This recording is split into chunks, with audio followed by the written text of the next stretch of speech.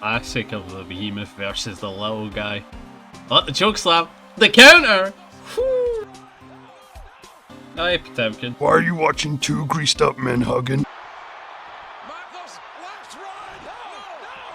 It's wrestling. I'm doing this for inspiration, right? I can't think of a single wrestling grappler that I want to cover for the new year. Wait, you that has grapplertism can't think of a single wrestling grappler? Yeah, I can't think of a single one.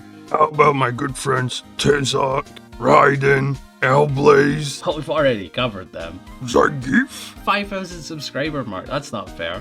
Alright, King and Armor King. I want that one to be special and you know it. Fine, fine. How about Beowulf? Shh! I'm gonna spoil the grappler I'm gonna cover today, alright? It's in the title. Kinda tacky, isn't it? Yeah. So wait, if you know who you're covering, why is there an opening skit? I have no idea. My loyal fans! Hey, hey! 任務を遂行する。終わりだ。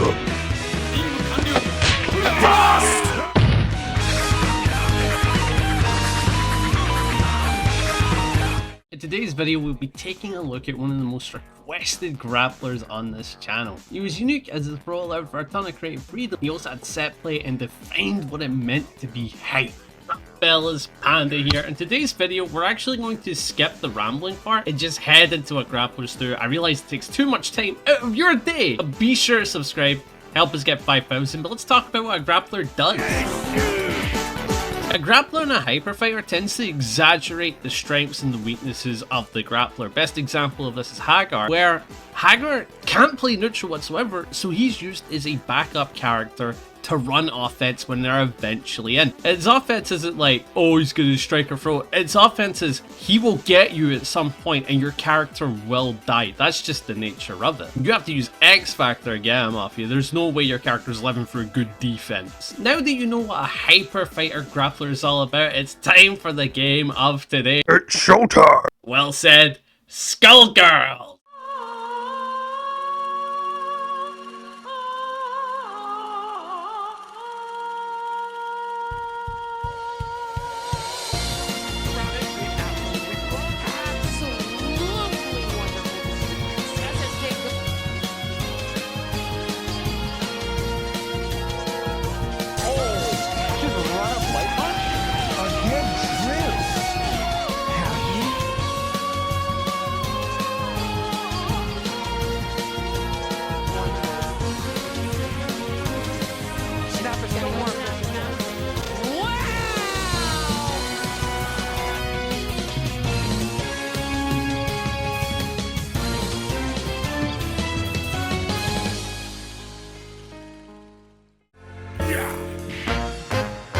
Have a cool time with this game as it has a jazzy vision, from the themes to the art. It all stands out and hits you with that classic feel when you're stuck in like a 50s movie. It's fantastic. Many of the characters have different animation styles and looks. This little gremlin knows Peacock is the zoner and has a fantastic Mickey Mouse style of animation. Also, we got Walk Like an Egyptian with an Eliza, static and then fluid when it wants to be. And then you have True Horror being double. Her animations genuinely freak me out. I'm uncomfortable, and that's a good thing. It's a gorgeous game with its own world and style. You can easily get sucked into it. But we have to talk about mechanics, and I'm gonna be honest with you, there is a ton. So if you already know the game, skip this, because this is probably gonna take a decent bit of the video. First thing to note is immediately on the character select. When you boot it up, you're asked if you want to play as one character, two characters, or a full team. One character is super buffed up, and when you have a full team, they're all at normal healths and damage. This is like the ratio system from Capcom vs SNK, where it lets you run whatever team you want, or just the one character. If you picked a team, you are then asked about assists. You can have one of the already pre-made assists, or you can make a custom assist using the game's inputs. The freedom in this game is insane, and I'm sorry that a little bit of Scottishism came out. The word freedom was involved. Now time for in-game mechanics. It was a 6-button fighter, you know, like Street Fighter, where you've got light punch to heavy punch and light kick to heavy kick. The game has the magic series going from the lightest attack to the strongest. The meter that was in the game could max out to 5, and you can use these for supers ranging from 1 bar to 3. Most supers are solid combo tools or an iframe option to get out of situations.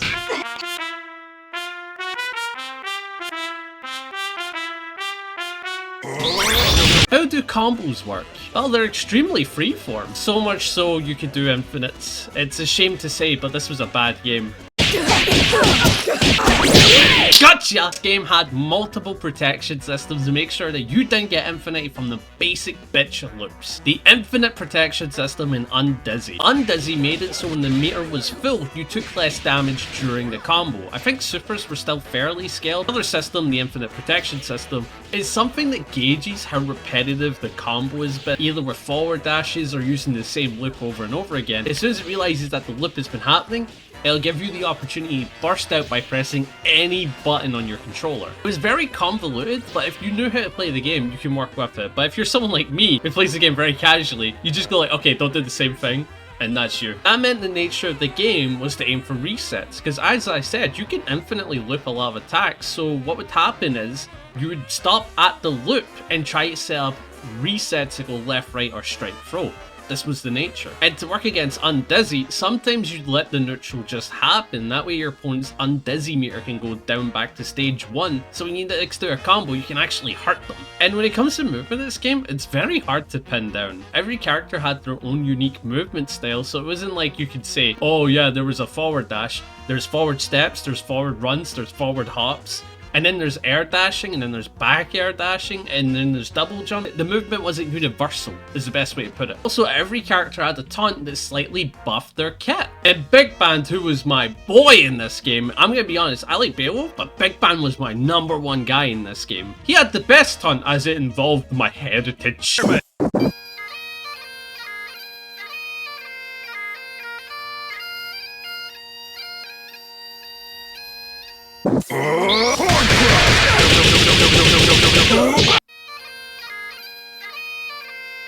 Beautiful. In fact, that wee tune was actually made for the game. There's no Scottish song with that theming, believe it or not. It was made specifically for the game. That's everything you need to know for the game. So it's time for the main star, the Giggin Slayer. The Wolfomania's running wild on you, brother. Beowulf. It's time! Hit mode! Action!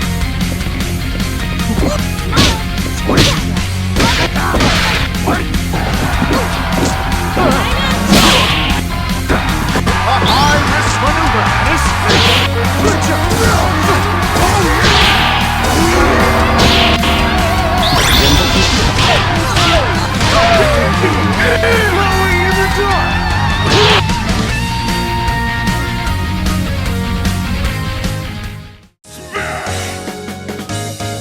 Charismatic fella came in late as DLC for the game. Beowulf fights using a chair called the Hearting and a giant arm that he collected as a trophy after beating the Giggin giant Grendel.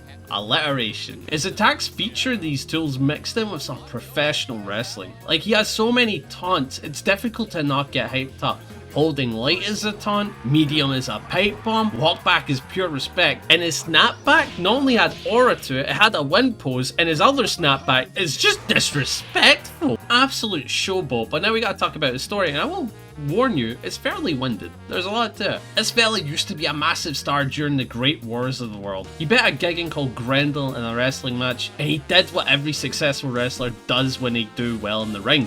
He became an awful actor. This ruined his career and made him a has-been. After hearing about the Skullgirl coming back, he decided to get in there to relive his glory days. In doing so, he found that the fight he had with Grendel was rigged for him to win. Grendel was drugged before the fight, making these unkillable monsters easy to take on in front of the world. This boosted the morale in the war, and after finding this out, Beowulf basically told everyone he's a fraud and that he'll take Marie on himself to prove that he's worth his stuff. In doing so, he gets caught by Double, who pretended to be his manager, and basically trapped him in this meat prison that's genuinely disgusting. He gets saved by Annie and the gang, able to fight Marie, and the arm that he was fighting came back to life and pinned him down, but he was able to break free because of Annie's help and defeat Marie, the Skullgirl, fulfilling his wish. A very detailed story that is fun to watch. I recommend everybody to check out the stories within these games, because a lot of them are very fun and touchy for every character individually, and then some are just got those blues, man. This video will be covering the negatives before the positives due to the fact that Beowulf was actually a pretty solid high tier. To start us off, despite having good disjoints, he had massive hitboxes on his tools, meaning he could be clipped on many of his attacks. His dash forward, despite being a solid hop that allows for mix, is one of your few grounded approach tools, so you have to be smart when using it. Same went for your Airwolf, as the last one had a lot of recovery, so again, you had to be smart with approaching with him. His game plan was straightforward as well, which is great for you, but also for your opponent because they know what you're going to do. It will zone you out and check your approaches with big buttons, so it's hard to get in at times. Your neutral also relied on the chair, which does a lot for your kit having it, so giving up could be an issue. That being said, those negatives didn't hold him back as much because he was a solid high tier. You had all the right flaws, genuinely well designed.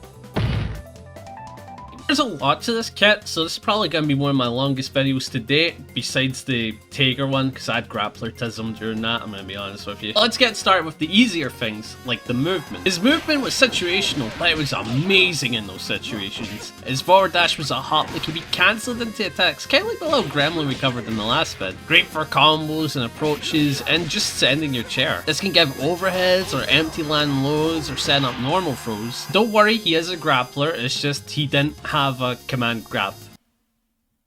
Bear with me. He just wanted to use his normal throw for a good reason. Just trust me on that as we continue on.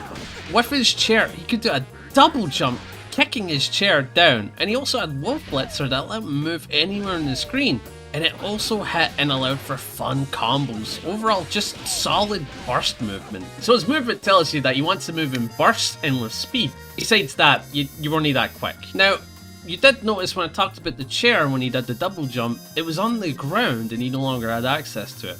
What's that about? Best way to view it, you can view Beowulf as a beat 'em up character in a fighting game. Whenever he has his chair, he gains disjoints on all of his heavy punch normals, and all heavy punches reach further. With the chair, he gets a projectile that hits low for approaches, and he gets a DP that's plus on block and gives him a combo and is an overhead. It gives up the chair, but that's absurdly strong. When he doesn't have the chair, his heavies become stubby hit grabs, or it'll use Grendel's arm to perform armor hitting attacks. They were all unsafe, but it gave Beowulf a different neutral mindset they had to look out for, so your opponent had to be on your toes depending if you had a chair or not. The other thing is that you could super cancel this armor minus on block too, so the opponent had to think about that layer as well. So you can cancel the recovery on a lot of these tools by picking up a chair mid-hit. So if you were unsafe on block, well, just pick up the chair. Only if it's nearby. He's like a pseudo stance character. You need to view him as two different characters when he has chair or not. He can do hit grabs now.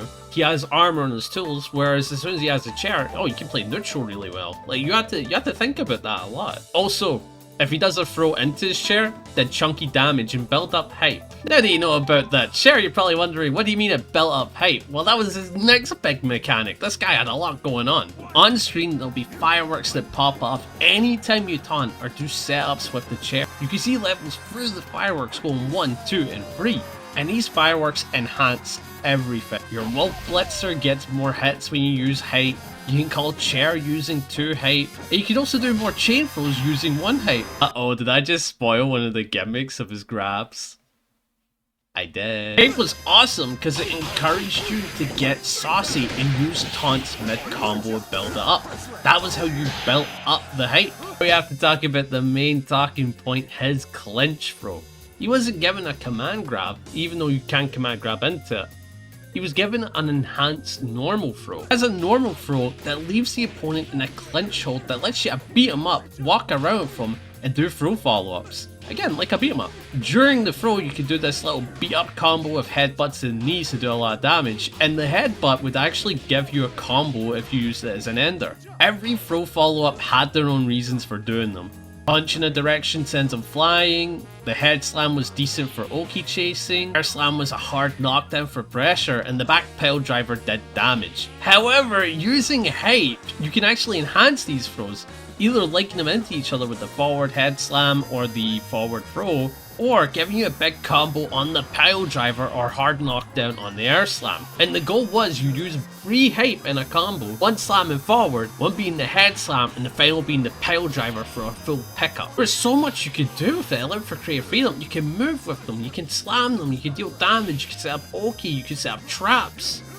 There was a lot going on here. And then he also had this last one being the Cossack kicks, which are amazing to link into super for a kill, and for dealing with hitting multiple characters in a combo. As one of my favorite commentators says, C4, 2 girls, 1 combo. And the EX air slam, oh my goodness, using one hype for this just led to amazing knockdown pressure that was layered beyond belief. But the neat thing about the clinch is that he had the command grab where he dashed forward to do this, and it kind of looked like his Beowulf dash until he grabs you. Also had normal hits into this. Crouching medium punch would pick him up to beat him up, and jumping heavy without the chair would also give the same thing, making his air combos more enhanced. He had many avenues to get this throw. His supers were beyond hype, if I'm honest with you. His Gigaton punch give a combo if both you and the opponent hit the wall. It was just a fantastic invincible option.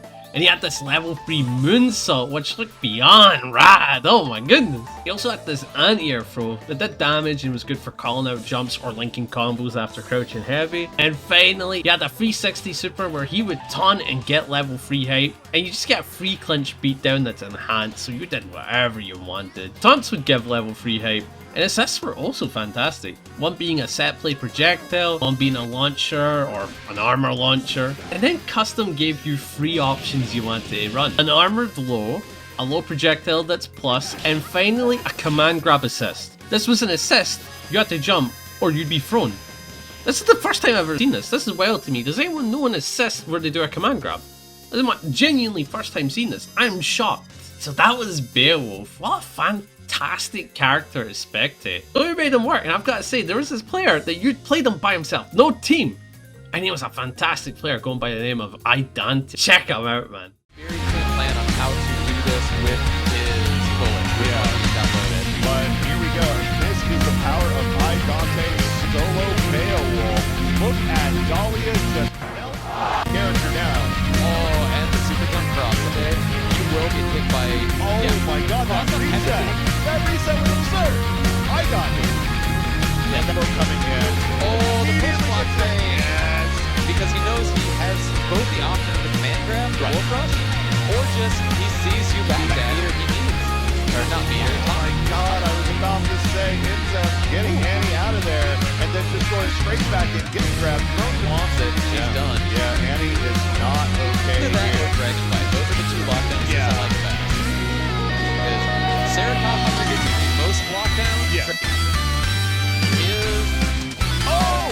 Great wall out on the jump. And chose this. He wanted to get Bella out of the way before double, which is a little unusual on her own right.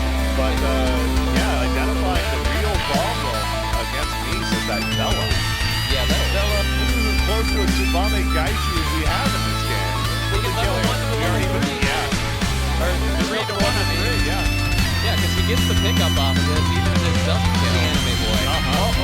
Not again. No. Might be able to get to the corner on this one. Go for the snap. Just enough. Kill Annie. He's gonna be really close if he wants to get Good read on the grab reset. Dante neutral jumping out and getting the punish. Going to the punish right here. And that is 100% going to kill. Dante taking it 3. Dante was one of the few players that was a solo Beowulf main. It took him in tournaments and just did the best he could. And as you can see, running solo Beowulf is dangerous. As soon as you hit them, they die in one combo. Now, there were some good partners for Beowulf, like Big Band or Double, or any of the zoner types like Peacock, as it let him do a lot of setup to get in. But if you want to run it by himself, you're seeing here, Dante proved it. Top 24 combo breaker, and he got to fight Sonic Fox and took a game off of him. That's a massive feat. Beowulf is probably one of the most hyped grapplers, and I couldn't think of a better grappler to cover for 2026 than starting us off. He's been requested to death, and I wanted to give you guys what you finally wanted. So I hope you enjoyed me covering Big Man Beowulf. But be sure to tell me what grapplers you want me to cover in the future. And be sure to like and subscribe as we're trying to hit 5,000 subscribers to cover a fun version of Zangief. Be sure to say hi to Tara and Panda. They don't bite. You know, they're lovely little creatures, bro. I'm telling you. I hope you guys enjoyed today's video. But that'll be me and Lil Potemkin signing off. I hope everybody is enjoying their new year so far. And I'll catch you at the Grappler Church. See ya.